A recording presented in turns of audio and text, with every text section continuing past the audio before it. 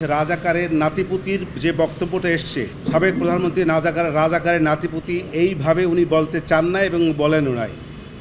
আমি state defence হিসাবে সাবেক প্রধানমন্ত্রী শেখ হাসিনা এবং সাবেক স্বরাষ্ট্রমন্ত্রী আসাদুজ্জামান খান কামাল এদের পক্ষে রাষ্ট্রপক্ষ থেকে আনিত যে চার্জের অভিযোগ এসছে, সেই ফর্মাল চার্জ তার বিরুদ্ধে আমি ডিসচার্জের প্রেয়ার করেছি।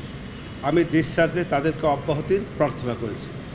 অব্যাহতির প্রার্থনার মূল যে বিষয়গুলি ছিল সেগুলো এই যে তার বিরুদ্ধে যে সমস্ত কথাবার্তা এসছে সেগুলো কল্পিত, উদ্দেশ্যপ্রণোদিত, রাজনৈতিক উদ্দেশ্যপ্রণোদিত এবং যেগুলো কোনো সত্যিকারের ভিত্তি নাই। এবং ওনার যে রাজনৈতিক দর্শনে এবং দীর্ঘ বছরের শাসনামলে এই সাবেক প্রাইম মিনিস্টারের যে সমস্ত কল্যাণ, যে সমস্ত ভালো ভালো কাজ, এই সব বিষয়ে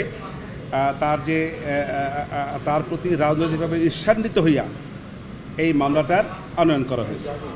কালার এক্সপার্ট, জর্জ স্যাপ এবং মাইল্ড অন হ্যান্ডস টেকনোলজি সমৃদ্ধ অরিক্স ক্রিস্টাল ওয়াশ আপনার আমার যুক্তিটা হলো এই যে প্রথম কথা হলো যে সে রাজাকারের নাতিপুতির যে বক্তব্যটা এসছে, সাবেক প্রধানমন্ত্রী রাজাকারের নাতিপুতি এইভাবে উনি বলতে চান না এবং বলেনও নাই। আর রাজাকারকে ধ্বংস করে দেওয়া, তাদেরকে হত্যা করা, এরকম একটা প্রশ্ন আসছে এই মামলার মধ্যে। সেক্ষেত্রে আমি বলেছি যে উনি দীর্ঘ বছর শাসনামলে ছিলেন। উনি যদি চাইতেন রাজাকারকে হত্যা করে ফেলবেন তাহলে ইতিপূর্বেই পারতেন। উনি ইতিপূর্বে যেহেতু রাজাকারদের হত্যা করেন নাই, আজকে আসে কেন বাচ্চা ছেলেদেরকে হত্যা করবেন? এটা হল প্রথম কথা। দ্বিতীয় কথা হলো ওনাদেরকে বলা হয়েছে যে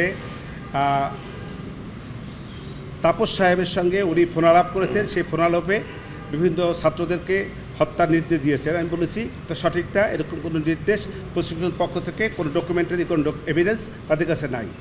তৃতীয় কথা হলো যে রংপুরে বেগম রোকেয়া বিশ্ববিদ্যালয়ের ছাত্র আবু সাঈদের যে হত্যার নির্দেশ দিয়েছে, এরকম কোনো বক্তব্য, যে বক্তব্যগুলো এনেছে এগুলো সঠিক নয়। কারণ হলো এরকম কোনো ডকুমেন্টারি এভিডেন্স এ রাষ্ট্রপক্ষে তার যে দাখিলীয় কাগজপত্র তার মধ্যে নাই।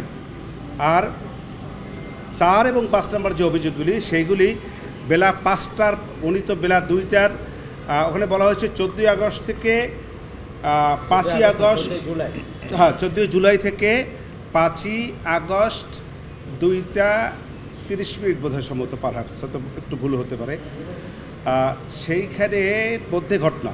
অতএব ওই দিন তো সে তো বাংলাদেশেই ছিলেন না।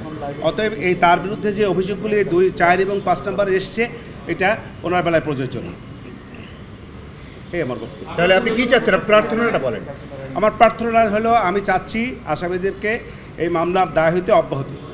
শুরুতেই বলেছি কথা। শেখ হাসিনা কোনো হত্যা নির্দেশ দেননি? প্রত্যক্ষ পরোক্ষ কোনোভাবেই না। সেটা স্বাক্ষর যখন হবে, তখন কল রেকর্ড যদি আসে, যখন যদি স্বাক্ষরতে দেখা যাবে, তখনকার বিষয়। তখন আমি তার জেরা করব। জেরা যদি আমি সেই কল রেকর্ডকে মিথ্যা প্রমাণিত করতে পারি তাহলে এটা আমার পক্ষে যাবে, আর যদি মিথ্যা প্রমাণিত না করতে পারি বিপক্ষে যাবে। আর ঊর্ধ্বতন কর্তৃপক্ষের দায়ের বিষয়ে আপনার যুক্তি কি?